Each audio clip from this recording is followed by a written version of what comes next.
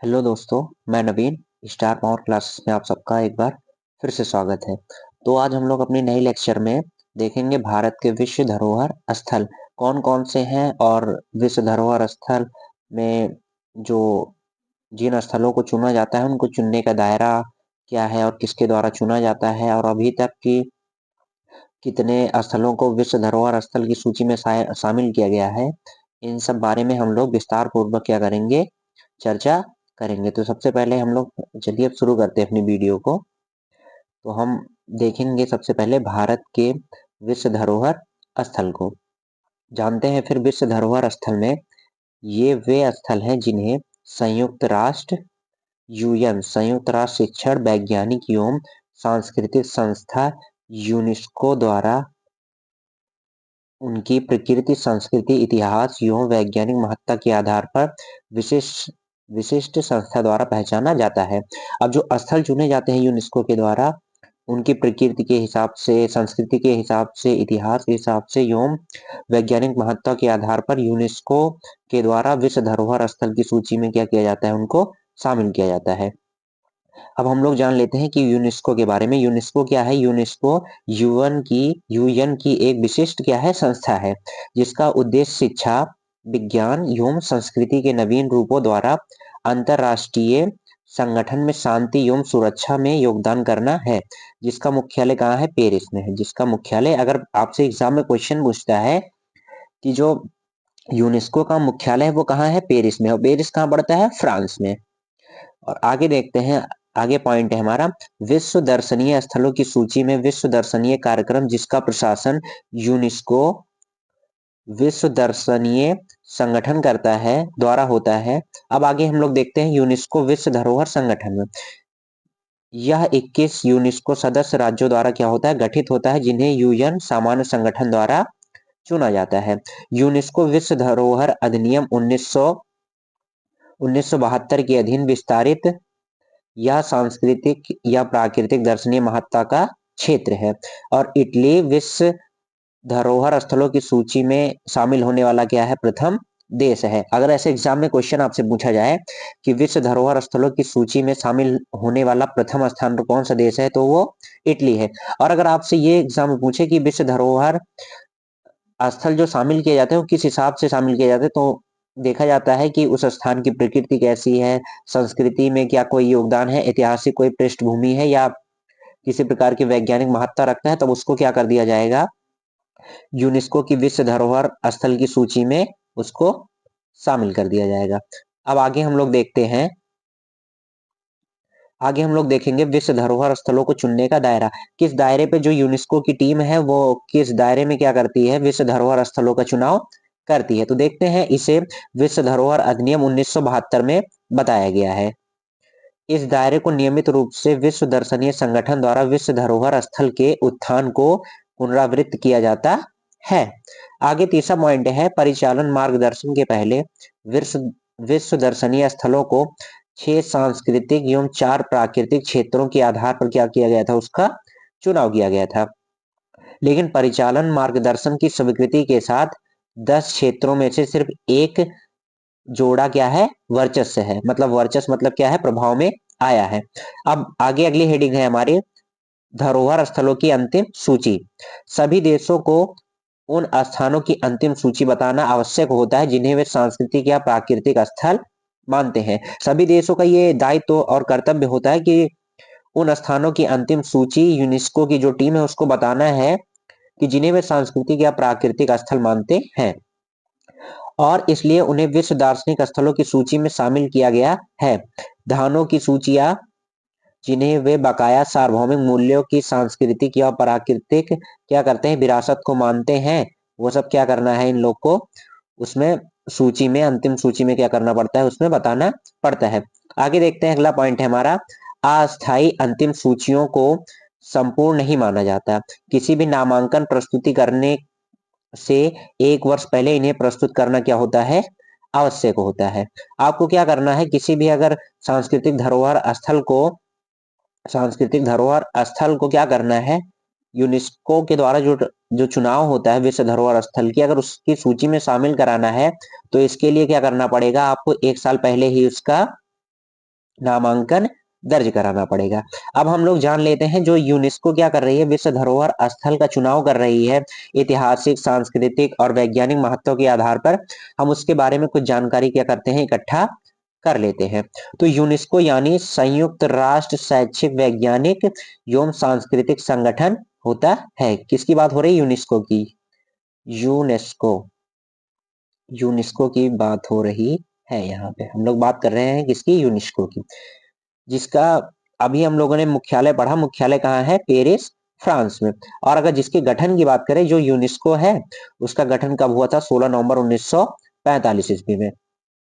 अगर अब इसके कार्य की बात करें तो शिक्षा, प्रकृति तथा समाज विज्ञान, संस्कृति और संचार के माध्यम से अंतरराष्ट्रीय शांति को क्या करना है, इसका उद्देश्य बढ़ावा देना है। कि वो चाहे शिक्षा की दृष्टि से हो, चाहे प्रकृति की दृष्टि से हो, तथा सामाजिक दृष्टि से या वैज्ञानिक दृष्टिकोण से या सांस्कृतिक या ऐतिहासिक दृष्टि से, कि और संचार के माध्यम से क्या करना है, अंतरराष्ट्रीय शांति को बढ़ावा देना, इसका क्या है, उद्देश्य, इसका कार्य है।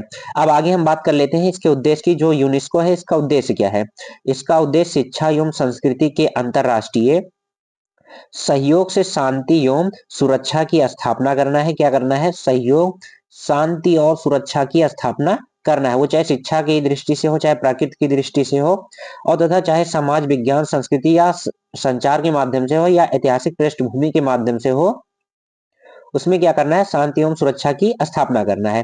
ताकि संयुक्त राष्ट्र के चार्टर में वर्णित न्याय, कानून का राज, मानवाधिकार एवं मौलिक स्वतंत्रता वैश्विक सहमति बन पाए। अब वैश्विक मतलब क्या होता है, विश्व स्तर पर, उसको क्या कहेंगे हम लोग, वैश्विक कहेंगे।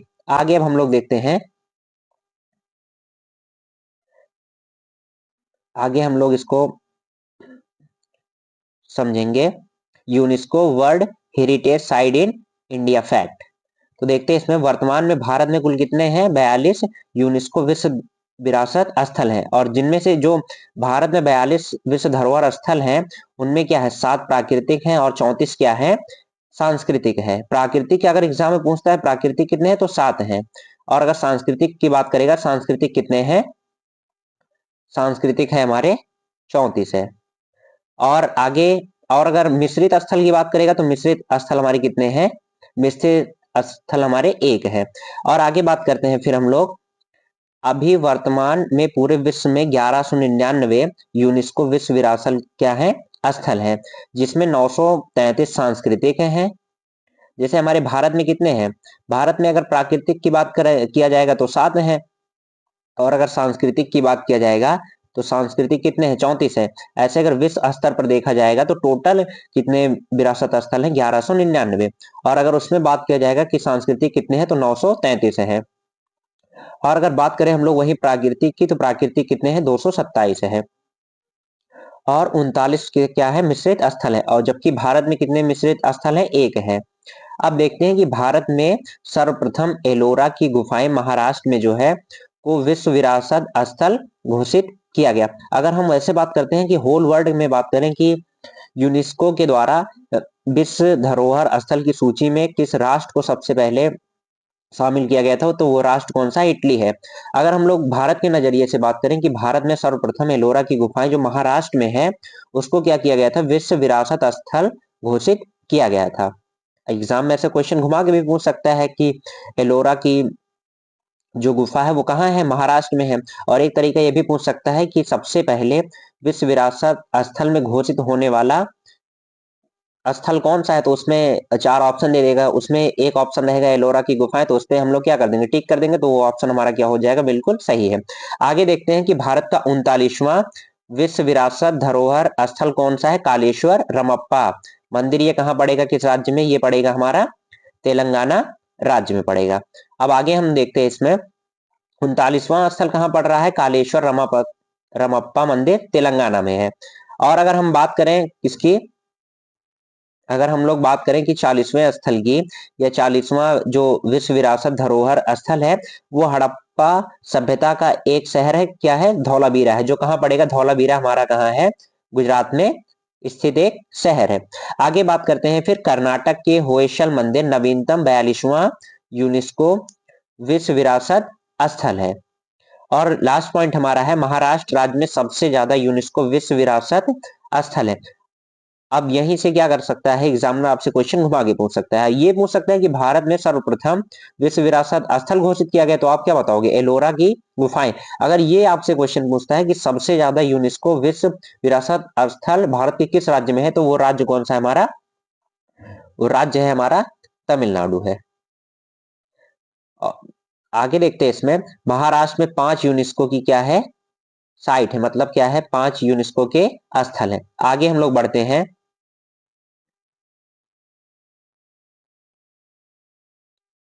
आगे हम इसमें देखते हैं कि पहला हमारा, जैसे हम जो 42 धरोहर स्थल है उनको हम लोगों ने क्या किया है सूचीबद्ध किया है। अब बारी बारी से एक एक को देखते हैं और ये भी देखते हैं उसमें कि जो जो स्थल है वो किस राज्य में है, क्योंकि ये भारत के हैं तो भारत के राज्य में स्थित होंगे किसी ना किसी राज्य में, और कौन कौन से राज्य में है और इनको शामिल किस वर्ष किया गया था। तो पहला है हमारा आगरा का किला, जो कि कहाँ है? उत्तर प्रदेश में, इसको शामिल किया गया था 1983 ईस्वी में। अगला है इसमें, दूसरा पॉइंट है इसमें एलोरा की गुफाएं, जो कहाँ है? एलोरा की गुफाएं महाराष्ट्र में है, और इसको शामिल कब किया गया था? 1983 में। उसके बाद फिर अगला हमारा है अजंता की गुफाएं, ये भी कहाँ पड़ेगा? महाराष्ट्र में, जिसको भी शामिल किया गया था 1983 ईस्वी में। चौथा हमारा है ताजमहल, ताजमहल कहाँ है? उत्तर प्रदेश में, जिसको शामिल कब किया गया था? 1983 में। तो देखते हैं ये चारों जो है स्टार्टिंग के जो चारों थे, आगरा का जो किला है, एलोरा की गुफाएं जो हैं, उसके बाद अजंता की गुफाएं, ताजमहल, ये सब कहाँ है क्रम से अगर देखेंगे तो उत्तर प्रदेश, महाराष्ट्र, महाराष्ट्र उत्तर प्रदेश में क्या है स्थित है। और इनको शामिल कब किया गया था? तो चारों जो स्थल हैं इनको 1983 में शामिल किया गया था। आगे देखते हैं, पांचवा है महाबलीपुरम में स्मारक, ये कहाँ पड़ेगा? ये पड़ेगा तमिलनाडु में। अगर इसके बात करें सन की तो 1984 में इसको शामिल किया गया था। उसके बाद हमारा है सूर्य मंदिर कोणार्क, ये कहाँ पड़ेगा? उड़ीसा में, और इसको शामिल किया गया था 1984 ईस्वी में। आगे हमारा है कांजीरंगा राष्ट्रीय उद्यान, ये कहाँ है? असम में, जहाँ पे क्या पाए जाते हैं? एक सींग वाले गैंडे पाए जाते हैं, और इसको कब शामिल किया गया था? 1950 ईस्वी में। उसके बाद आठवां हमारा है केवलादेव राष्ट्रीय उद्यान, जो कहाँ है? राजस्थान में, इसको कब शामिल किया गया था? 1950 ईस्वी में। उसके बाद नौवां है हमारा मानस वन्यजीव अभ्यारण्य, जो कि कहाँ है? असम में, और इसको भी शामिल किया गया था 1985 ईस्वी में। वह 10वां हमारा है खजुराहो स्मारकों का समूह, जो कि कहाँ है? मध्य प्रदेश में, और इसको शामिल किया गया था 1986 ईस्वी में। आगे देखते हैं हम लोग। उसके बाद हमारा है 11वां है फतेहपुर सीकरी, कहाँ है? उत्तर प्रदेश में, इसको शामिल किया गया था 1986 ईस्वी में। उसके बाद 12वां हमारा है हम्पी में स्मारकों का समूह, जो कि कहाँ है? कर्नाटक में है, और इसको शामिल किया गया था 1986 ईस्वी में। उसके बाद 13वां हमारा है गोवा के चर्च और कॉन्वेंट, जो कहाँ है? गोवा में है, और इसकी स्थापना वर्ष या शामिल किया गया था 1986 में। 14वां हमारा है पत्ताडकल के स्मारकों का समूह, जो कि कहाँ है? कर्नाटक में है, और जिसको विश्व धरोहर स्थल की सूची में 1987 में शामिल किया गया था। उसके बाद 15वां हमारा है एलिफेंटा गुफाएं, जो कि कहाँ है? महाराष्ट्र में, और इसको शामिल किया गया था 1987 ईस्वी में। वह 16वां हमारा है सुंदरवन राष्ट्रीय उद्यान, जो कि कहाँ पड़ेगा?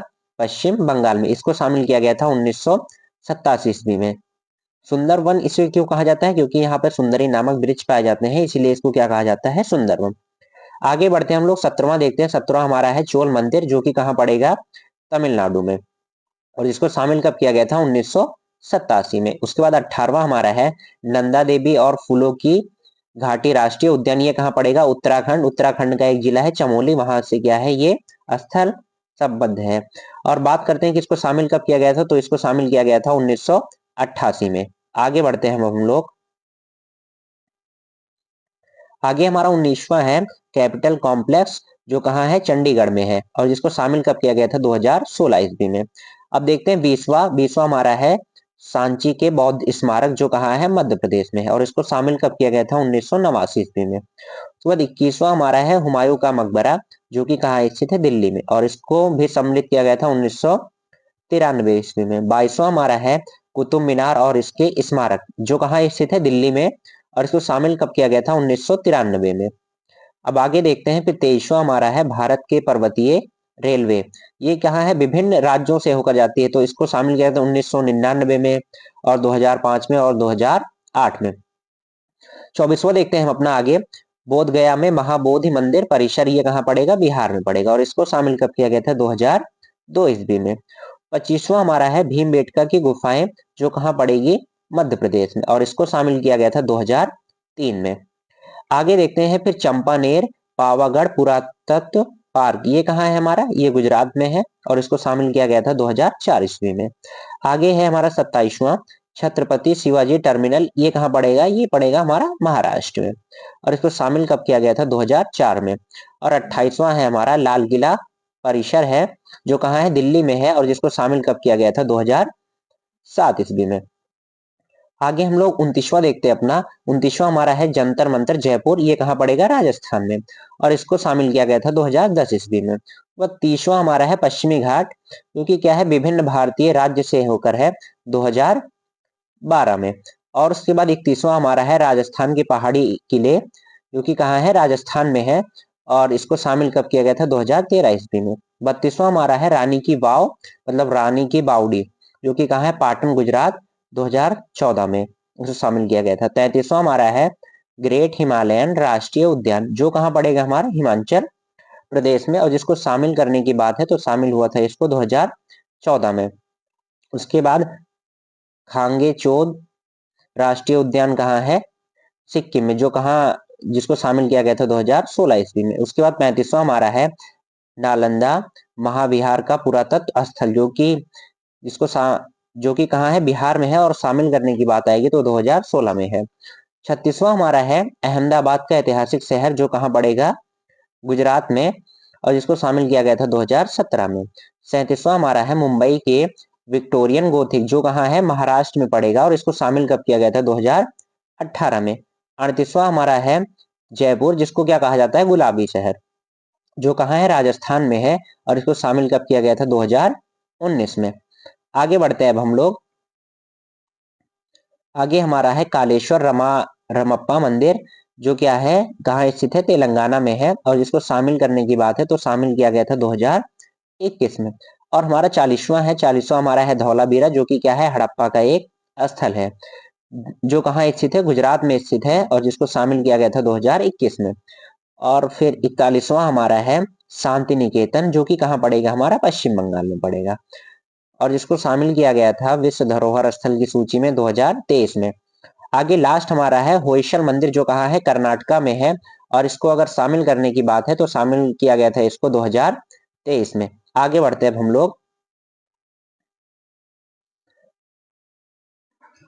आगे आगे बढ़ते हैं अब हम लोग क्या करेंगे, अब देखेंगे कि जो 22 धरोहर स्थल है, इनके बारे में कुछ जानकारी हम लोग क्या करें, इकट्ठा कर लें। तो पहला है हमारा आगरा का किला, जो कि कहाँ है, उत्तर प्रदेश के आगरा शहर में स्थित ये किला प्रसिद्ध ऐतिहासिक स्थल है, जिसका निर्माण सिकरवार वंश के शासकों द्वारा कराया गया था। जो आगरा का किला है, अगर एग्जाम में क्वेश्चन पूछे कि किस वंश के शासकों द्वारा कराया गया था, तो वो वंश है सिकरवार वंश है, और इसके निर्माण में लाल बलुआ पत्थरों का प्रयोग मिलता है। लिखा है इसमें, लाल किले का निर्माण लाल बलुआ पत्थरों से किया गया है। आगे देखते हैं फिर इसमें, लाल किला पर सिकरवार वंश के बाद 1080 ईस्वी में मोहम्मद गजनबी, दिल्ली सल्तनत के प्रथम शासक मोहम्मद सिकंदर लोदी 1504 से 1517 में, सिकंदर लोदी की मृत्यु पश्चात उनके पुत्र इब्राहिम लोदी ने भी अपना आधिपत्य स्थापित किया। इसके बाद मुगलों ने यहाँ पर क्या किया, अपना शासन चलाया। और आगे इसमें देखते हैं फिर, मुगल साम्राज्य के प्रसिद्ध शासक शाहजहां द्वारा इस किले को वर्तमान मौजूदा लाल किले का रूप दे दिया। पहले इसका नाम जो था उसको वर्तमान में चेंज करके मौजूदा लाल किले का रूप किसने दिया था, तो दिया था किसने, शाहजहां ने दिया था। आगे देखते हैं, इस किले में शाहजहां द्वारा निर्मित जहांगीर महल व खास महल मौजूद है, किसमें, जो लाल किला है आगरा में, उसकी बात हो रही है। आगरा के लाल किले को यूनेस्को द्वारा विश्व विरासत स्थल की सूची में 1983 में क्या किया गया था, शामिल किया गया था। अब हम लोग आगे बढ़ते हैं फिर, आगे हमारा है अजंता की गुफाएं। अजंता की गुफाएं हमारा कहाँ है, महाराष्ट्र में है। अजंता की जो हमारी गुफाएं हैं वो कहाँ पड़ेंगी, महाराष्ट्र में है। औरंगाबाद के पास बहने वाली बाघोरा के पास सह्याद्री पर्वतमाला अर्थात मतलब क्या है, पश्चिमी घाट है, जहां ये रॉक कट गुफाओं की एक श्रृंखला के तौर पर जिन्हें अजंता केव्स के नाम से जाना जाता है। जो अजंता की गुफाएं, अगर इसमें बात किया जाएगा कि अजंता की जो गुफाएं हैं उसमें कुल गुफाओं की संख्या कितनी है, तो कुल गुफाएं हैं इसमें 29 गुफाएं हैं। ये गुफाएं बौद्ध धर्म से क्या है, संबंधित है। आगे देखते हैं, इन गुफाओं को बौद्ध धर्म की शिल्पकारी का एक उत्कृष्ट उदाहरण माना जाता है। किसकी? बौद्ध धर्म की शिल्पकारी का। देखते हैं आगे इसमें, इन पर की गई कारीगरी एक उत्कृष्ट नमूना है जो बौद्ध धर्म के धार्मिक मान्यताओं एवं संस्कृति का जीवंत मतलब जीता जागता क्या है, उदाहरण की तरह क्या होता है, प्रतीत होता है। आगे इसमें देखते हैं, इन 29 गुफाओं में से 25 का उपयोग आवासीय गुफाओं या विहार हेतु तथा बाकी 4 गुफाओं को चैत्य या प्रार्थना कक्ष के तौर पर उपयोग किया जाता था। जो अजंता में गुफाएं की बात किया जाएगा तो कुल गुफाएं कितनी है, 29 गुफाएं हैं, और जिसमें से 4 गुफाओं को चैत्य या प्रार्थना के लिए उपयोग किया जाता था और 25 गुफाओं को आवासीय गुफाओं के तौर पर प्रयोग किया जाता था। आगे इसमें दिया है, माना जाता है कि इन गुफाओं का निर्माण और विकास 200 ईसा पूर्व से 600 ईसा पूर्व के मध्य में हुआ है। आगे बढ़ते हैं हम लोग अपने अगले धरोहर स्थल पे। अगला धरोहर स्थल है हमारा ताजमहल। अब ताजमहल की अवस्थिति की बात करें तो ये कहाँ स्थित है? उत्तर प्रदेश के आगरा शहर में स्थित ताजमहल दुनिया के 7 अजूबों में से क्या है, एक है। ये विश्व धरोहर स्थल की सूची में भी शामिल है और क्या है, 7 अजूबों में से क्या है, ये हमारा ताजमहल एक है। इसे मुगल सम्राट शाहजहां द्वारा अपनी पत्नी मुमताज महल की याद में क्या किया गया था, इसको बनवाया गया था।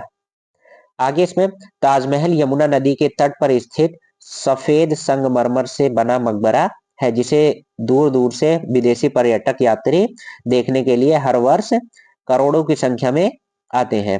ताजमहल को 17 वर्षों की अवधि में पूरा किया गया। इसका निर्माण 1631 से लेकर 1648 तक क्या हुआ, पूरा हुआ। जो ताजमहल है उसको बनाने में कितने समय लगे? ताजमहल को बनाने में 17 वर्ष का समय लगा। आगे फिर, ताजमहल मुगल वास्तुकला का सबसे बेहतरीन क्या है, उदाहरण है। ये अपने अद्वितीय बनावट और स्वरूप के लिए बहुत प्रसिद्ध है। इस धरोहर का निर्माण की वास्तुशैली फारसी, तुर्की, इस्लामी और भारतीय वास्तुकला का सम्मिलित क्या है, उदाहरण है। इसका निर्माण जो हुआ है, इसकी वास्तुशैली की बात करें तो फारसी है, तुर्की है, इस्लामिक है और भारतीय वास्तुकला भी क्या है, इसमें सम्मिलित और समाहित है। आगे देखते हैं, इसमें यूनेस्को द्वारा 1983 में ताजमहल को विश्व विरासत स्थल के रूप में क्या किया था, घोषित किया था। आगे अब हम लोग समझते हैं, आगे अगला स्थल हमारा है एलोरा की गुफाएं। एलोरा की गुफाएं जो है महाराष्ट्र के औरंगाबाद में क्या है, स्थित है। ये भारतीय पुरातात्विक स्थल है जिनका निर्माण राष्ट्रकूट वंश के शासकों ने या राष्ट्रकूट वंश के शासकों द्वारा इसका निर्माण कराया गया था। किसका? एलोरा की गुफाएं जो महाराष्ट्र के औरंगाबाद में स्थित है। एलोरा की गुफाएं भारतीय पाषाण शिल्प स्थापत्य कला का क्या है, एक बेहतरीन नमूना माना जाता है। अभी हम आगे है इसमें, कुल इसमें जो एलोरा की गुफाएं हैं, इसमें कितनी गुफाएं हैं टोटल? इसमें 34 गुफाएं हैं, जिसमें से 12 क्या है, बौद्ध गुफाएं हैं, 12 क्या है, बौद्ध गुफाएं हैं, और 17 क्या है, हिंदू गुफाएं हैं, और 5 क्या है, जैन गुफाएं हैं। इसमें ये जो 34 गुफाएं हैं, इसमें इसको 3 भागों में बांटा गया। पहला 12, जो 12 है वो कौन सा है, बौद्ध है, और उसके बाद 17 गुफाएं जो है बचेंगी इसमें वो हिंदू है, बाकी की 5 गुफाएं जो है वो क्या है, जैन धर्म से क्या है, सम्मिलित है।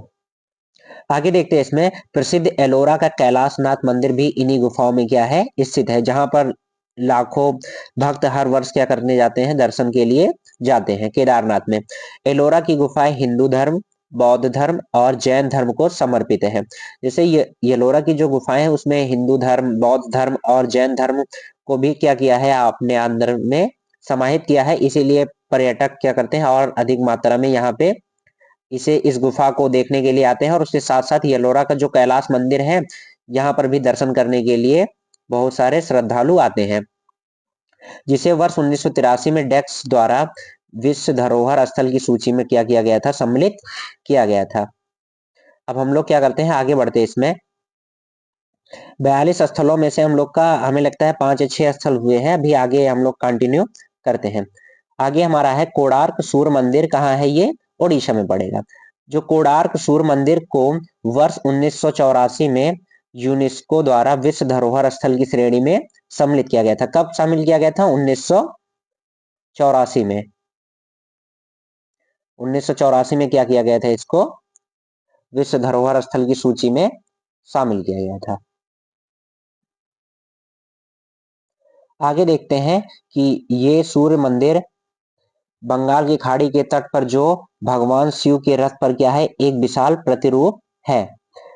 लिखा है इसमें कि ये सूर्य मंदिर बंगाल की खाड़ी के तट पर क्या है, स्थित है। ये जो सूर्य मंदिर है ये बंगाल की खाड़ी के तट पर क्या है, अवस्थित है। जब ये सूर्य का प्रकाश, यहाँ पे कोई ऐसे विशेष प्रकार का कोई मंदिर है नहीं, जब सूर्य का प्रकाश पड़ता है तो वही है फिर इसमें, जो कि भगवान सूर्य के रथ का एक विशाल क्या है, प्रतिरूप है। कोणार्क सूर्य मंदिर ओडिशा के पुरी जिले में स्थित है। कहाँ स्थित है, ओडिशा के पुरी जिले में क्या है, स्थित है। जिसका निर्माण 13वीं शताब्दी में गंग वंश के शासक नरसिंह देव, किसने किया था, नरसिंह देव प्रथम ने किया था। और भगवान शिव के रथ को देखने पर आप पाएंगे कि इसमें क्या है, 24 पहियों को प्रतीकात्मक डिजाइनों से क्या किया गया है, इसमें सजाया गया है। और 7 घोड़ों द्वारा इस रथ को क्या किया गया है, इसमें खींचते हुए दिखाया गया है। जो रथ है उसको 7 घोड़े क्या कर रहे हैं, खींच रहे हैं। इस मंदिर के निर्माण हेतु लाल रंग के बलुआ पत्थरों और ग्रेनाइट पत्थरों का क्या किया जाता है, इसमें उपयोग किया जाता है। मतलब इस मंदिर का जो निर्माण कराया गया है उसमें लाल रंग के बलुआ पत्थरों और ग्रेनाइट पत्थरों का उपयोग किया गया है। इसे कलिंग शैली में क्या किया गया है, बनाया गया है। आगे देखते हैं, हमारा अगला स्थल है महाबलीपुरम के स्मारक। महाबलीपुरम के जो स्मारक के समूह कहाँ है, तमिलनाडु राज्य में आपको देखने को मिलेगा। इसका निर्माण पल्लव शासकों के द्वारा 7वीं और 8वीं शताब्दी के, इरेज कर देता हूं तो बताता हूं आपको आगे। शताब्दी में यह मंदिर बंगाल की खाड़ी के कोरोमंडल तट पर क्या है, अवस्थित है। मंदिरों का निर्माण चट्टानों को तराश कर क्या किया गया है, बनाया गया। जो महाबलीपुरम का स्मारक समूह है इसमें क्या किया गया है, मंदिरों का जो निर्माण हुआ है, जो चट्टानें थी वहां की उसको तराश कर, मतलब उसका मंदिर का डिजाइन उसको दे दिया गया है। इनमें गुफा मंदिरों की श्रृंखला में अर्जुन की तपस्या, गंगा का अवतरण और सौर मंदिर अधिक क्या है, इसमें लोकप्रिय है। लोकप्रिय क्या क्या है, अर्जुन की तपस्या, गंगा का अवतरण और सौर मंदिर है। इस शहर को सप्त पगोड़ा के रूप में क्या किया जाता है, जाना जाता है। ऐसा इसलिए क्योंकि इन स्मारकों में एकाश्म मंदिर, 7 मंदिरों के अवशेष और 5 क्या है, रथ शामिल है। इस शहर को सप्त पगोड़ा के नाम से जाना जाता है क्योंकि इन स्मारकों में एकाश्म मंदिर, 7 मंदिरों के अवशेष और 5 रथ क्या है, इसमें शामिल किए गए हैं। आगे देखते हैं हम लोग अपना कांजीरंगा राष्ट्रीय उद्यान। ये मतलब क्या है, अगला जो धरोहर स्थल है उसमें का एक भाग है, कांजीरंगा राष्ट्रीय उद्यान। ये एक राष्ट्रीय उद्यान है जो आंशिक रूप से असम राज्य के गोलाघाट और नावांग जिले में क्या है, स्थित है। ये सबसे पुराना राष्ट्रीय उद्यान है। आपको एक धरोहर स्थल का एक क्वेश्चन तो मिला और इसके साथ साथ एक क्वेश्चन और मिल रहा है आपको कि अगर बात किया जाएगा कि सबसे पुराना राष्ट्रीय उद्यान कौन सा है, तो वो राष्ट्रीय उद्यान कौन सा है, आपका कांजीरंगा राष्ट्रीय उद्यान है। अब बात करते हैं कि ये जो कांजीरंगा राष्ट्रीय उद्यान है ये कितने वर्ग किलोमीटर में फैला है, तो ये 430 वर्ग किलोमीटर के क्षेत्र में फैला है। कितने, 430 वर्ग किलोमीटर में क्या है, ये फैला हुआ है। जिसमें नदी और दक्षिण में कार्बी ओंगलांग की क्या है, पहाड़ियां शामिल हैं। जिसमें क्या है, एक नदी शामिल है और दक्षिण में कार्बी एंगलोंग की क्या है, पहाड़ियां इस पे सम्मिलित हैं। और कांजीरंगा राष्ट्रीय उद्यान की स्थापना की बात करें तो स्थापना कब हुई थी, 1904 में। स्थापना कब हुई थी, 1904 में। और स्थापना किसके द्वारा हुई थी, जो उस समय ब्रिटिश सरकार थी, तो ब्रिटिश सरकार के द्वारा कांजीरंगा राष्ट्रीय उद्यान की स्थापना की गई थी। और जिसके अगर क्षेत्रफल की बात करें तो क्षेत्रफल है 430 वर्ग किलोमीटर के क्षेत्र में क्या है, इसका फैलाव है। देखते हैं फिर कांजीरंगा नेशनल पार्क एक सींग वाले गैंडे के लिए क्या है, प्रसिद्ध है। एक सींग वाले गैंडे कहाँ पाए जाते हैं, तो कांजीरंगा राष्ट्रीय उद्यान में, जिसकी स्थापना 1904 में ब्रिटिश सरकार के द्वारा की गई थी। इस उद्यान में एक सींग वाले गैंडे की सबसे अधिक क्या है, आबादी है। इसी वजह से सन 1984 में यूनेस्को द्वारा इस राष्ट्रीय उद्यान को विश्व धरोहर की सूची में क्या किया गया था, सम्मिलित किया गया था। आगे हम लोग देखते हैं,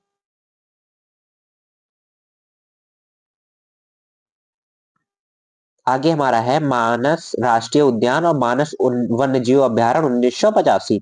1985 मतलब क्या है, विश्व धरोहर स्थल की सूची में इसे 1985 ईस्वी में क्या किया गया था, शामिल किया गया था। देखते हैं कि मानस वन्य जीव अभ्यारण्य वर्ष 1985 में विश्व धरोहर स्थल की सूची में क्या किया गया था, जोड़ा गया था या सम्मिलित किया गया था।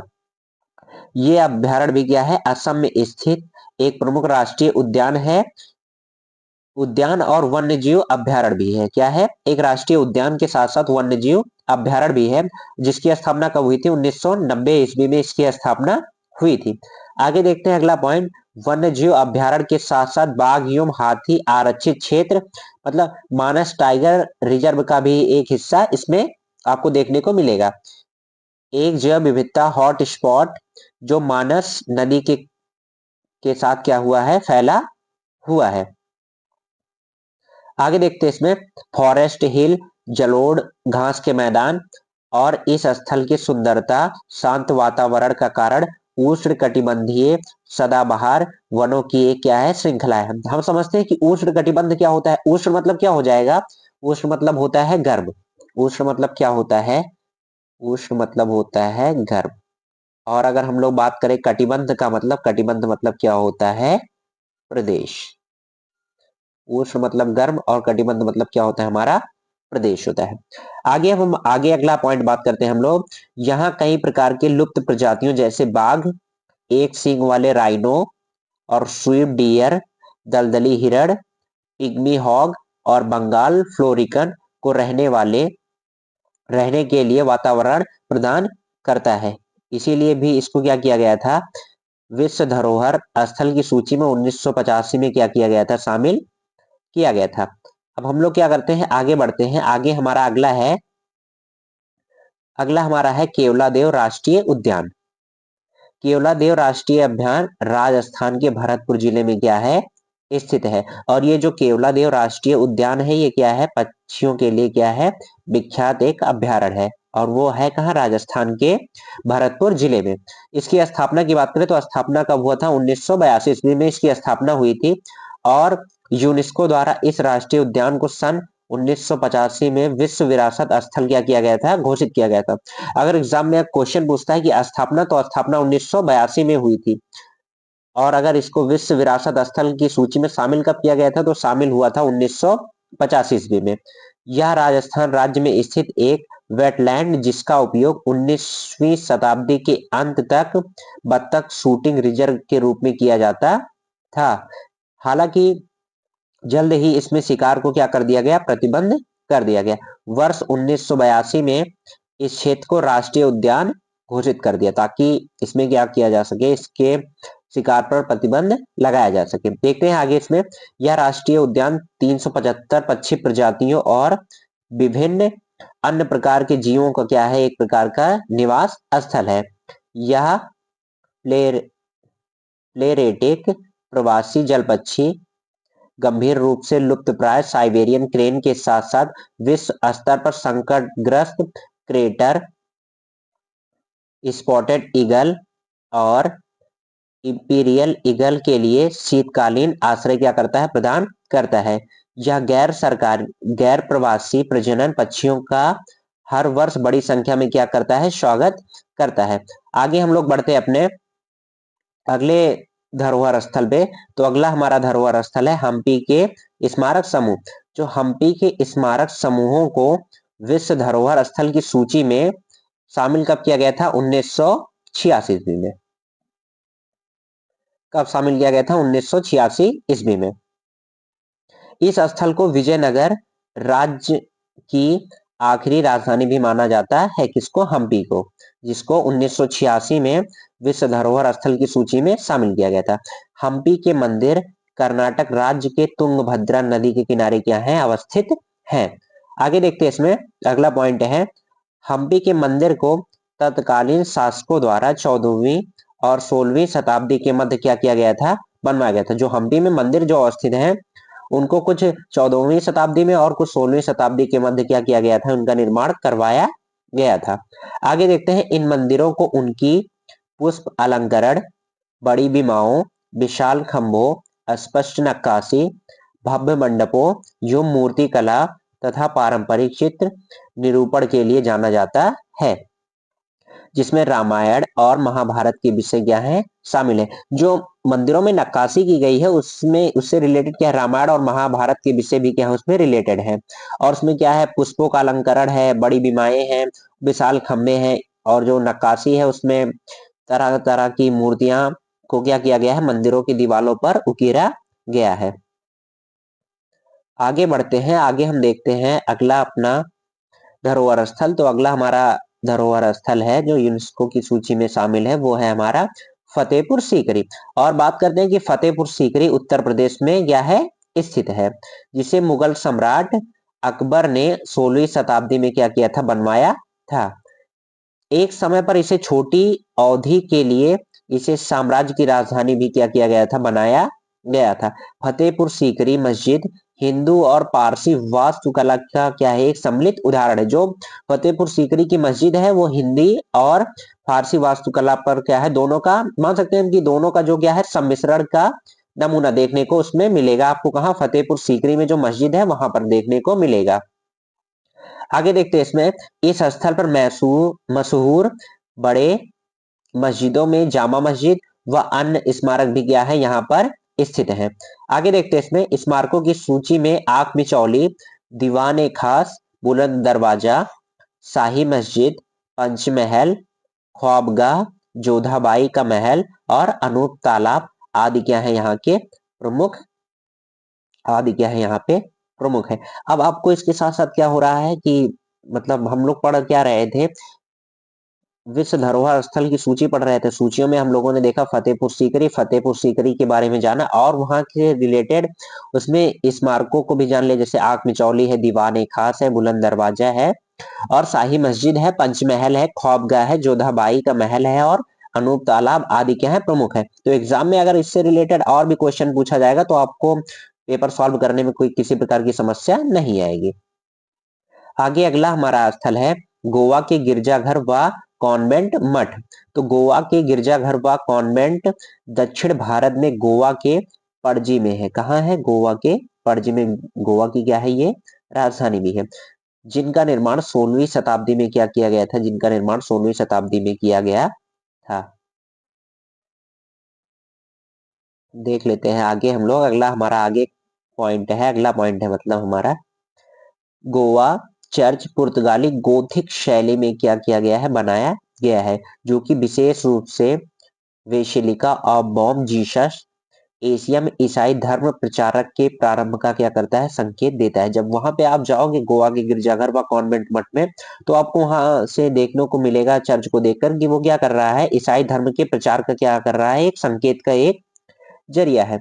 और वेशिलिका ऑफ बॉम जीसस में सेंट फ्रांसिस जेवियर क्या है, फ्रांसिस जेवियर की पवित्र क्या है, कब्र है। सेंट फ्रांसिस जेवियर और सेंट कैथेड्रल के भी क्या है, वहां पे दोनों के आपको मकबरे भी मिलेंगे। इन स्मारकों को एशिया के प्रमुख हिस्सों में मैनुअलिस और मैननर और बारोक कला के प्रचार के लिए भी क्या किया जाता है, जाना जाता है। बढ़ते हैं हम अपने अगले स्थल की ओर। अगला स्थल है हमारा सांची के बौद्ध स्तूप।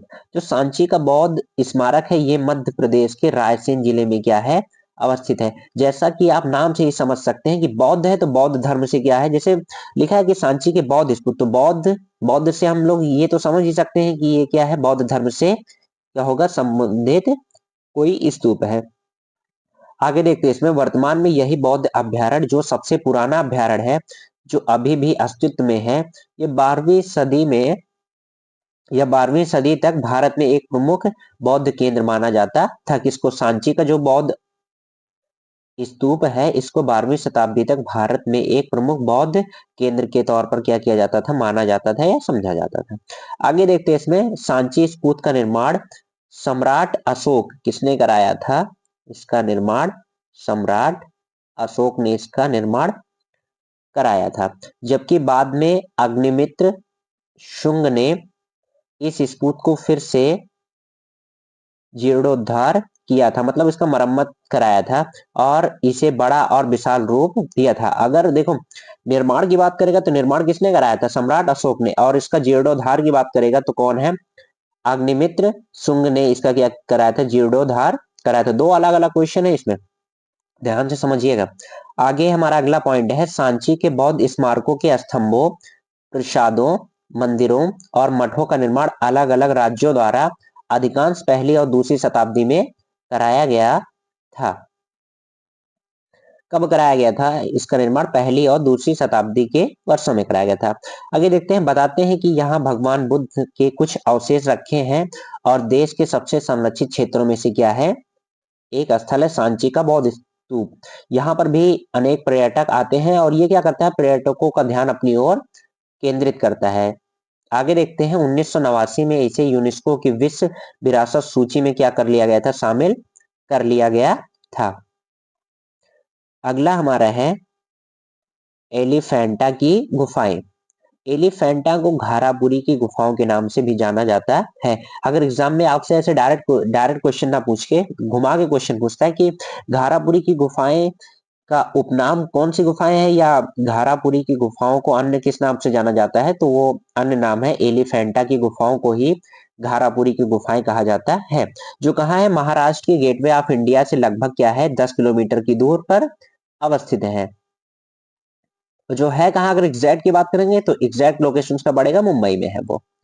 एलिफेंटा द्वीप किसी समय कोंकणी मौर्य के द्वीपीय की क्या थी? कोंकणी जो जो कोंकणी वंश है उसका जो मौर्य कोंकणी मौर्य वंश जो है का उसकी क्या हुआ करती थी? एक द्वीपीय राजधानी होती। पहले शासक होते नहीं थे, राजनैतिक राजधानी, आर्थिक राजधानी, व्यापारिक राजधानी, व्यवसायिक राजधानी, सब क्या होता था? अलग अलग बटा होता था। ऐसे एलिफेंटा जो है वो एक प्रकार से क्या थी? द्वीपीय राजधानी थी। आगे देखते हैं हम लोग, घारापुरी गुफाओं का निर्माण 5वीं और 7वीं शताब्दी में किया गया था, जिसमें कुल कितनी गुफाएं थी? 7 गुफाएं हैं। गुफाएं की संख्या अगर पूछेगा तो गुफाओं की संख्या कितनी है? 7 है। यहाँ की गुफाओं में 7 में से 5 गुफाएं हिंदू और बाकी 2 बौद्ध धर्म का इसमें क्या मिलता है? साथ मिलता है। 5 गुफाएं क्या हो गई? हिंदू है और जो 2 गुफाएं हैं वो किससे हैं? बुद्ध धर्म से क्या है? रिलेटेड है। इनमें मुख्य गुफा में कुल कितने स्तंभ है? जो मेन गुफा है उसमें कितने स्तंभ है? 26 स्तंभ है, जहां शिव की अनेक रूपों का वर्णन करती हुई मूर्तियां, जो 26 स्तंभ है उसमें क्या है? शिव की अनेक रूपों का वर्णन करते हुए मूर्तियां बनाई गई हैं। यह शैव पंथ से जुड़ी शिल्प कला का संग्रह है, जिसे 1987 में यूनेस्को द्वारा इसे विश्व धरोहर स्थल की सूची में क्या कर लिया गया है? शामिल कर लिया गया है। ये गुफाओं में पहाड़ों को काट कर की गई कारीगरी दक्षिण भारतीय मूर्तिकला अद्भुत नमूना प्रस्तुत करती है। अब अद्भुत नमूना अगर नहीं प्रस्तुत करती तो उसको विश्व धरोहर स्थल की सूची में शामिल ही क्यों किया जाता? अब कुछ अलग है अपने आप में। जैसे हम लोगों ने शुरुआत में बढ़ा कि सांस्कृतिक, शिक्षा या ऐतिहासिक या वैज्ञानिक दृष्टिकोण से कुछ अलग होगा तो यूनेस्को की टीम तभी तो उसको विश्व धरोहर स्थल की सूची में क्या करेगी? सम्मिलित करेगी, नहीं तो नहीं करेगी। अब बढ़ते हैं आगे। हम आगे हमारा है सुंदरवन राष्ट्रीय उद्यान। हम देखते हैं कि सुंदरवन राष्ट्रीय उद्यान क्या है? पश्चिम बंगाल में गंगा नदी के किनारे सुंदरवन डेल्टा में क्या है? अवस्थित है। यहाँ पर सुंदरी वृक्ष पाए जाते हैं, इसीलिए इसका नाम क्या पड़ा? सुंदरवन डेल्टा पड़ा। यह राष्ट्रीय उद्यान विश्व के बंगाल बाघ के सबसे बड़े भंडारों में से क्या है? एक है। इस राष्ट्रीय उद्यान की स्थापना कब की गई थी? 1984 में। इसकी सुंदरवन राष्ट्रीय उद्यान की स्थापना की बात करें तो यहाँ इसकी स्थापना कब हुई थी? 1984 में। आगे देखते हैं फिर यहाँ पर 400 से ज्यादा क्या होते हैं? बाघ, बंगाली बाघ पाए जाते हैं। बाघों के साथ ही ये पक्षियों के लिए भी क्या है? आकर्षण का केंद्र माने जाते हैं। आगे अगला पॉइंट है, यह राष्ट्रीय उद्यान पश्चिमी घाट, भारत के पश्चिमी तट के समानांतर एक पर्वत श्रृंखला है, जिनका विस्तार केरल, अब बात करते हैं ना कि जो सुंदरवन राष्ट्रीय उद्यान है, ये पश्चिमी तट के समानांतर एक पर्वत श्रृंखला की तरह है। और इसका अगर विस्तार की बात करें, फैलाव की बात करें, तो इसका विस्तार है केरल, महाराष्ट्र, गोवा, गुजरात, तमिलनाडु और कर्नाटक राज्य में क्या है, फैला हुआ है। ये सब क्या है, समुद्र के तटीय वाले भाग हैं। आगे इसमें है, आगे पश्चिमी घाट उष्णकटिबंधीय सदाबहार वनों के साथ साथ विश्व स्तर पर 325 संकटग्रस्त प्रजातियों का भी क्या है, निवास स्थल है। ये जो है पश्चिमी घाट उष्णकटिबंधीय सदाबहार वनों के साथ साथ विश्व स्तर पर 325 क्या है, संकटग्रस्त प्रजातियों का भी क्या है, निवास स्थल है। कौन? सुंदरवन राष्ट्रीय उद्यान, जो कि पश्चिम बंगाल में गंगा नदी के सुंदरवन डेल्टा में क्या है, अवस्थित है।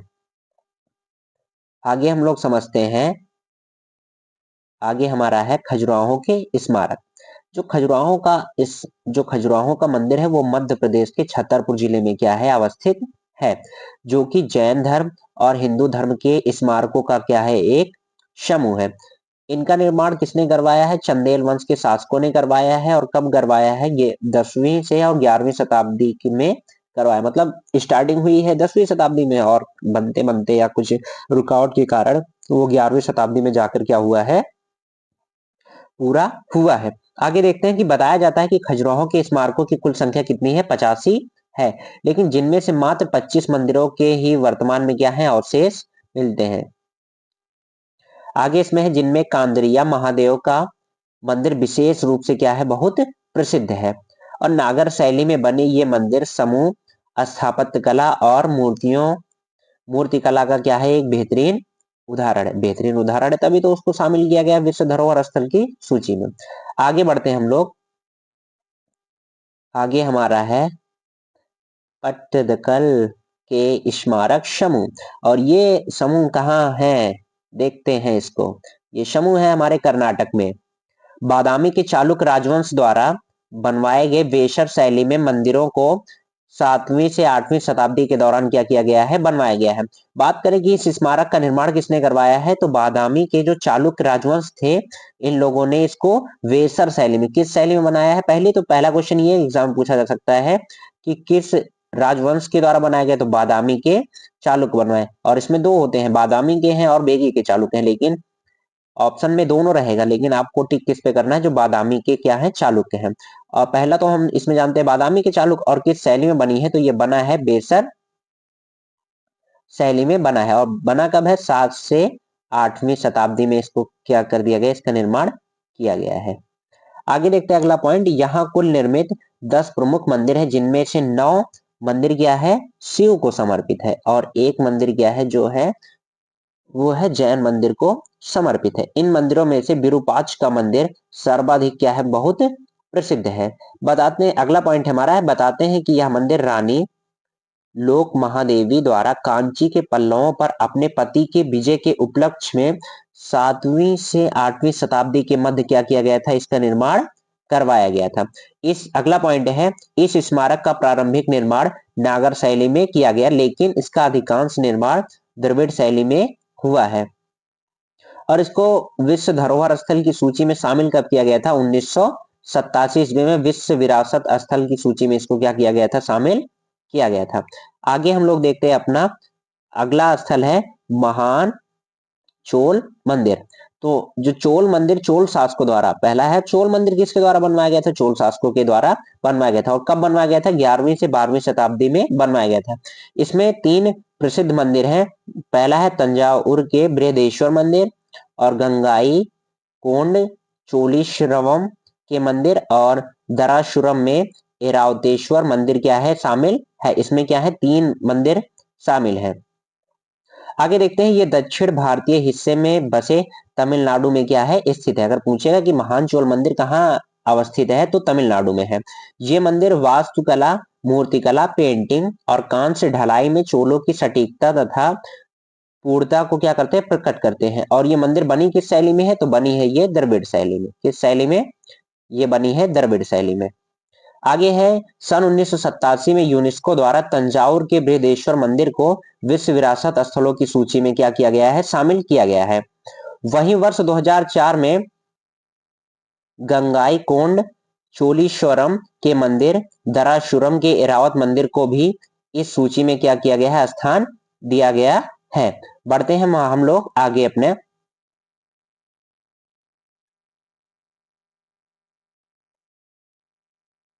आगे देखते हैं हम लोग। आगे हमारा है नंदा देवी और फूलों की घाटी राष्ट्रीय उद्यान।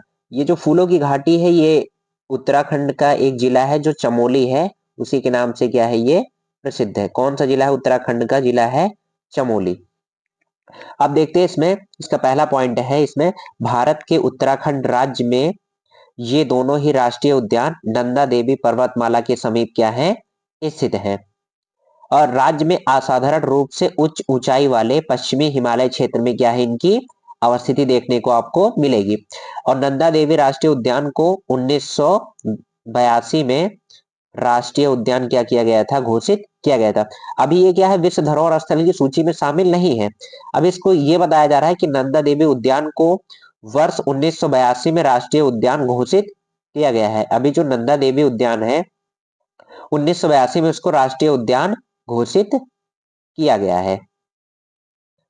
आगे देखते हैं इसमें, इससे कुछ दूरी पर स्थित फूलों की घाटी, इन दोनों ही राष्ट्रीय उद्यानों को संयुक्त रूप से नंदा देवी बायोस्फीयर रिजर्व कहा जाता है। जब दोनों क्या होते हैं, नंदा देवी और फूलों की घाटी मिलती है तो इसको कहा जाता है नंदा देवी बायोस्फीयर रिजर्व कहा जाता है। आगे देखते हैं, अगला पॉइंट है यूनेस्को द्वारा 1988 में इस संयुक्त क्षेत्र को विश्व विरासत स्थल घोषित किया गया है।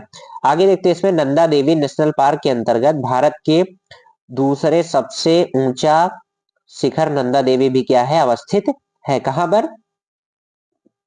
उत्तराखंड में अवस्थित है। फूलों की घाटी में अल्पाइन फूलों के विभिन्न प्रकार देखे जाते हैं और जो ये फूलों की घाटी है इसमें 1500 से ज्यादा क्या है, इसमें फूलों की प्रजातियां आपको देखने को मिलेंगी। आगे है इसमें, फूलों की अनेक प्रजातियों के साथ साथ अन्य जीवों की प्रजातियां भी यहाँ पर जो फूलों की घाटी मतलब उत्तराखंड का जो चमोली जिला है वहां पे आपको देखने को मिलेगा।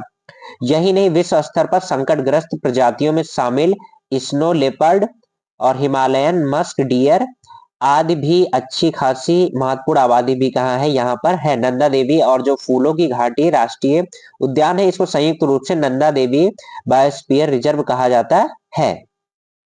बढ़ते हैं अगले स्थल पर। अगला स्थल है हमारा हुमायूं का मकबरा। जो ये हुमायूं का मकबरा है ये 1570 से 72 में क्या किया गया है, इसको निर्मित किया गया है। भारत में ये पहला उद्यान मकबरा है जिसका अपना ही क्या है, सांस्कृतिक महत्व है। इसीलिए इसको भी क्या किया गया है, विश्व धरोहर स्थल की सूची में यूनेस्को की टीम ने क्या किया है, इसको शामिल किया है। अब बात करते हैं कि ये अवस्थित कहाँ है। नई दिल्ली के पुराने किले के निकट मथुरा मार्ग के समीप स्थित हुमायूं का मकबरा मुगल वास्तुकला का उत्कृष्ट क्या है, एक उदाहरण है। इस मकबरे का निर्माण मुगल सम्राट हुमायूं की मृत्यु पश्चात उसकी विधवा पत्नी हमीदा बानो बेगम की आज्ञा से बनवाया गया था। अब बात करते हैं कि इसका निर्माण किसने कराया था, जो हुमायूं का मकबरा है तो उसकी विधवा पत्नी हमीदा बानो बेगम की आज्ञा से इसको बनाया गया था। आगे देखते हैं, यह मकबरा ताजमहल सहित कई अन्य वास्तुशिल्प नवाचारों के लिए प्रेरणा का एक प्रकार का क्या है, स्रोत है। और भारत में बनाया गया ये पहला मकबरा था जिसे बनाने में बड़े पैमाने पर लाल बलुआ पत्थरों का प्रयोग किया गया है। जो ये हुमायूं का मकबरा है इसके निर्माण में लाल बलुआ पत्थरों का उपयोग किया गया है। आगे देखते हैं इसमें, निर्माण की शैली चार बाग है। इसको किस शैली में बनाया गया है, चार बाग की शैली में बनाया गया है, जिसे यूनेस्को द्वारा वर्ष 1993 में विश्व धरोहर स्थल की सूची में शामिल किया गया। कब? 1993 ईस्वी में। आगे बढ़ते हैं हम लोग। अब आगे हमारा है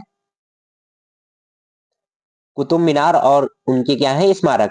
यूनेस्को द्वारा 1993 में विश्व धरोहर स्थल घोषित किया गया है। किसको? कुतुब मीनार और उसके क्या है, जो अन्य स्मारक हैं। कुतुब मीनार व इसके अन्य स्मारक दिल्ली के लाल कोट में क्या है, अवस्थित है। अवस्थिति की बात करेगा तो डायरेक्ट एक पॉइंट में समझ सकते हैं कि दिल्ली का जो लाल कोट है वहीं पर क्या है, ये कुतुब मीनार और उसके स्मारक क्या है, अवस्थिति है। और जिसका निर्माण किसने करवाया है, कुतुबुद्दीन ऐबक के समय में क्या हुआ है, आरंभ हुआ है। अगर इसकी जो कुतुब मीनार की ऊंचाई की बात करें तो इसकी ऊंचाई है 72.5 मीटर और आधार के व्यास की बात करें तो क्रमशः 14.32 मीटर और 2.75 मीटर है आधार का जो व्यास है। आगे देखते हैं इसमें, कुतुबुद्दीन ऐबक के समय में प्रारंभ होकर ये पूरी तरह से तैयार कब हुआ था? इल्तुतमिश ने। शुरुआत किसने कराया था इसकी? शुरुआत कहा जाएगा तो कुतुबुद्दीन ऐबक ने इसकी शुरुआत की थी और समापन इसका किसने किया था? इल्तुतमिश ने। और अगला पॉइंट है, कुतुब मीनार का बहुत बार जीर्णोद्धार हुआ। जैसे 1211 से 1236 में इल्तुतमिश ने कराया पहला इसका जीर्णोद्धार। फिर 1296 से 1316 के मध्य अलाउद्दीन खिलजी द्वारा इसे फिर से निर्मित कर इसे और क्या कर दिया कि विस्तारित कर दिया गया। आगे हम देखते हैं, अगला पॉइंट है, इसके अलावा वर्ष 1326 और 1368 में बिजली गिरने के चलते ये इमारत क्षतिग्रस्त हुई। फिर जिसका जीर्णोद्धार किसने कराया है? फिर फिरोज शाह तुगलक के द्वारा। आगे एक बार फिर से 1503 में सिकंदर लोदी ने इस इमारत के ऊपर के मंजिलों का क्या कराया है? जीर्णोद्धार कराया है। और जो इसमें लिखा है कुतुब मीनार एवं इसके स्मारक, तो इसके स्मारक में आ जाएंगे, जैसे प्रमुख स्मारक में आ जाएंगे चंद्रगुप्त विक्रमादित्य द्वितीय का लौह स्तंभ और अली दरवाजा और कुतुबुल इस्लाम मस्जिद। आगे बढ़ते हैं हम लोग, आगे हमारा पड़ेगा जंतर मंतर, जो कि कहाँ है? राजस्थान के जयपुर में है। देखते हैं जंतर मंतर राजस्थान के जयपुर में क्या है, इसकी अवस्थिति है, जो कि एक क्या है? खगोलीय वेधशाला है। इसका निर्माण उद्देश्य, जो ये जंतर मंतर बनाने का मेन उद्देश्य है खगोलीय स्थितियों के अवलोकन के लिए ही क्या विशेषता इसको जंतर मंतर जो राजस्थान के जयपुर में है इसको बनाया गया था। और किस वर्ष बनाया गया था? तो 17वीं से 18वीं शताब्दी के मध्य में इसको क्या किया गया है? इसका निर्माण किया गया है। यूनेस्को विश्व धरोहर स्थल में शामिल इस वेधशाला का निर्माण महाराजा जयसिंह द्वितीय ने 1724 ईस्वी में किया है। इसने किया है इसको? महाराजा जयसिंह द्वितीय ने 1724 ईस्वी में किया है। ऐसे ही अन्य वेधशाला का निर्माण जयपुर के अलावा 4 और स्थानों जैसे दिल्ली, वाराणसी, मथुरा और उज्जैन में भी कराया गया था। आगे बढ़ते हैं हम लोग, इस साइट में 20 मुख्य उपकरणों का एक सेट भी स्थापित किया गया है, जिसके द्वारा हम लोग क्या कर सकते हैं? ग्रहों की स्थिति, चाल ढाल और उसके सटीक अवलोकन कर सकते हैं। ग्रहों की स्थिति कहाँ है कि मतलब वो किस दिशा में है, इन सब चीजों पर भी हम लोग क्या कर सकते हैं? आसानी से उस वेधशाला में जान सकते हैं। आगे देखते हैं इसमें, ये भारतीयों द्वारा मुगल काल में पुनर्जीवित खगोलीय कौशल और ज्ञान की क्या है? अभिव्यक्ति है, मतलब अर्थात प्रदर्शन है इसका। आगे देखते हैं इसमें अगला पॉइंट, मतलब लास्ट पॉइंट हमारा है इसमें, जंतर मंतर का निर्माण हिंदू और मुस्लिम खगोल शास्त्रियों के बीच छिड़ी बहस को खत्म करने के लिए क्या किया गया था? इस जंतर मंतर का निर्माण किया गया था, ताकि इसमें क्या हो? खगोलीय स्थितियों का अवलोकन किया जा सके और हिंदू और मुस्लिम जो खगोल शास्त्रियों के बीच में बहस छिड़ी थी इसको भी क्या किया जा सके? खत्म किया जा सके। आगे देखते हैं अब हम लोग, आगे हमारा है भारतीय पर्वतीय रेलवे। तो भारत के पर्वतीय रेलवे के अंतर्गत 3 रेलवे क्या होते हैं? विश्व धरोहर स्थल की सूची में शामिल किए जाते हैं। तो ये तीनों ही रेलवे देश के विभिन्न राज्यों के पर्वतीय क्षेत्रों में क्या है? स्थित है। पहला है दार्जिलिंग हिमालय रेलवे और दूसरा है कालिका शिमला रेलवे और तीसरा है नीलगिरी पर्वतीय रेलवे है। अब क्या करते हैं, एक एक के बारे में हम लोग आराम से डिस्कशन करते हैं। तो पहला इसमें है हमारा है दार्जिलिंग पर्वतीय रेलवे। तो यह रेलवे पश्चिम बंगाल राज्य में क्या है? स्थित है। दार्जिलिंग जहां पर क्या होती है? सुगंधित चाय पत्तियों के लिए सबसे प्रसिद्ध स्थान की बात है तो वो क्या है? दार्जिलिंग है। और दार्जिलिंग पर्वतीय रेलवे, यह रेलवे पश्चिम बंगाल राज्य में क्या है? स्थित है। और पहाड़ी रेलवे का सबसे उत्कृष्ट उदाहरण भी है यही। इसकी स्थापना ब्रिटिश सरकार के द्वारा कब कराया गया था? 1881 ईस्वी में, जो पश्चिम बंगाल के सिलीगुड़ी और दार्जिलिंग के बीच क्या है? संचालित होती है, मतलब चलती है। टॉय ट्रेन के नाम से मशहूर इस पर्वतीय रेलवे को 1999 में यूनेस्को की धरोहर स्थल की सूची में क्या किया गया है? इसको सम्मिलित किया गया है। आगे देखते हैं हम लोग दूसरा, ये तो हमारा पहला था।